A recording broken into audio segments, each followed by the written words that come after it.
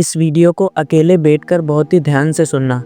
ذرا سوچو، اتنے گناہ کرنے کے بعد بھی ہم بے خوف جی رہے ہیں، نہ دل میں بے چینی، نہ رات کی نیند میں کوئی کمی۔ اتنی نافرمانی کے باوجود بھی ہم چین کی نیند سو جاتے ہیں۔ اور ایک طرف حضرت عمر، جنہیں اللہ کے نبی نے دنیا میں ہی جنت کی بشارت دے دی، ان کا آخری وقت دیکھو، زمین پر سر رگڑ رگڑ کر رو رہے ہیں۔ حضرت علی نے پوچھا، عمر کیا موت سے ڈر رہے ہو؟ حضرت عمر نے فرمایا، علی، موت سے نہیں، موت کے بعد کیا ہوگا اس سے ڈر رہا ہوں۔ اور کہنے لگے، عمر تو ہلاک ہو جائے گا اگر تیرے اللہ نے تجھے معاف نہ کیا۔